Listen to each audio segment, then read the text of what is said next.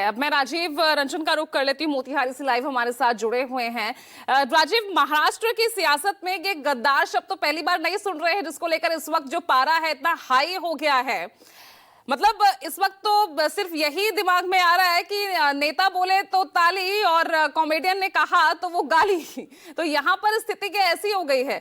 कितना जायज लग रहा है इस मामले को इतना तूल देना? इस मामले पर सत्ता पक्ष विपक्ष जिस तरह से आर पार है, यहां पर सत्ता पक्ष पर तो आरोप लगा रहा है विपक्ष, लेकिन खुद विपक्ष का इतिहास भी तो आप देखिए, वहां पर भी किस तरह से अब कंगना रनौत का जिक्र किया यहां पर इंद्रजीत ने, वो मामला हमारे सामने है। पत्रकारों के खिलाफ किस तरह से कार्रवाई की गई थी, वो भी तो इतिहास यहां पर रखा जाएगा ना। फिर राष्ट्र के तौर पर आप विकसित होते हैं तो वो विकास सिर्फ अर्थव्यवस्था का नहीं, वो चौतरफा विकास होता है, जिसमें सबसे ज्यादा आप अपनी आलोचना को सुनने के लिए तैयार रहते हैं, अपनी निंदा को सुनने के लिए तैयार रहते हैं। आप अगर पीछे भी देखें, अगर लोकतंत्र के बारे में यही कहा जाता है कि अगर एक आदमी भी आपके खिलाफ आप बोलता है और उसको सम्मान देते हैं तो इसका मतलब लोकतंत्र है।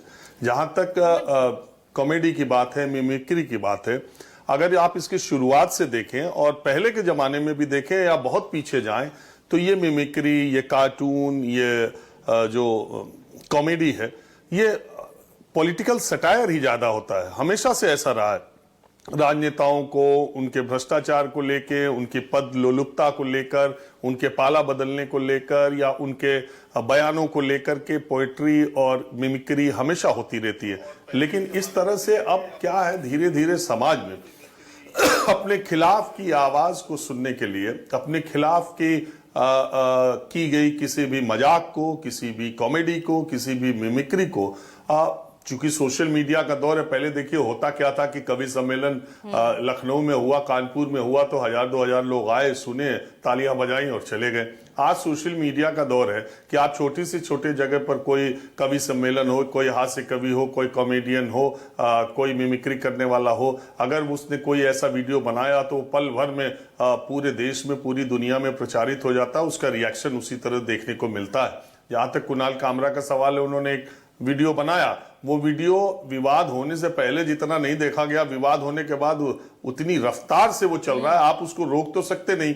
तो वो पूरी तरह पूरा चर्चा में है और यहाँ तक कि राष्ट्रीय चैनलों पर एक महत्वपूर्ण खबर के तौर पर एक कॉमेडियन की स्टैंड अप कॉमेडी और उस पर हुए विवाद पर चर्चा हो रही है। उसी महाराष्ट्र पर कोई नेता, मुख्यमंत्री से लेकर कोई नेता ऐसा नहीं है जो उस पर बयान नहीं दे रहा है। उसी महाराष्ट्र में एक हफ्ते पहले अभी नागपुर में किस तरह की हिंसा हुई, किस तरह की चीजें हुई, महाराष्ट्र में एक नई सरकार बनी है, तमाम बातें महाराष्ट्र के और भी मुद्दे हैं। लेकिन चूंकि अब जो समाज में इग्नोरेंस है, जो नजरअंदाज करने की प्रवृत्ति है, वो मुझे लगता है कि कम होती जा रही है। मिमिक्री करो तो आपके खिलाफ मुकदमा, आपका शो बंद हो जाएगा, आप खिलाफ नहीं बोल सकते और खासकर सत्ता पक्ष के खिलाफ नहीं बोल सकते। तो सत्ता में रहने वाले लोगों के बीच, वो पार्टियों की बात मैं नहीं कर रहा हूं, सत्ता में जो लोग हैं, अब धीरे धीरे उनके अंदर एक प्रवृत्ति ये पनप गई है कि उनके विरोध में कोई कलाकार बोल दे, पत्रकार बोल दे, कॉमेडियन बोल दे, कोई भी जो भी सत्ता में है, कोई मिमिक्री कर दे तो उसे ये नाकाबिले बर्दाश्त है। सारे लोग उनके ही सुर में सुर मिलाकर चलें। मैं बार बार ये कह रहा हूं, इसको किसी एक पार्टी की सरकार से नहीं, जो लोग जहां भी सत्ता में जब भी हैं, अब ये उनकी प्रवृत्ति धीरे धीरे बनती जा रही है कि उनके विरोध सिर्फ उनके राजनीतिक विरोधी कर सकते हैं, जिस पर वो पलटवार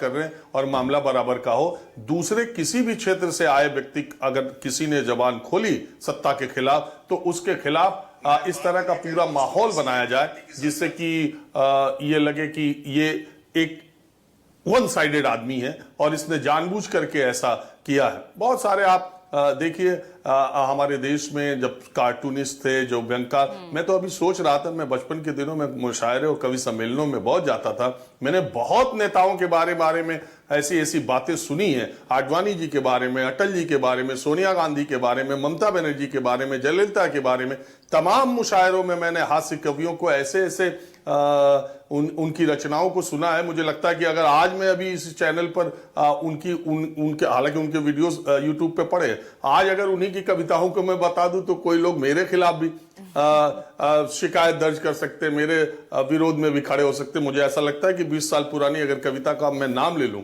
मूल बात यह है, कुणाल कामरा ने कोई बात कही, अगर आपकी भावनाएं, देखिए स्वतंत्रता और स्वच्छंदता, पॉलिटिकल साइंस में के विद्यार्थी होने के नाते मैं जानता हूं कि अगर आपको बोलने की स्वतंत्रता है, वो स्वच्छंदता नहीं है।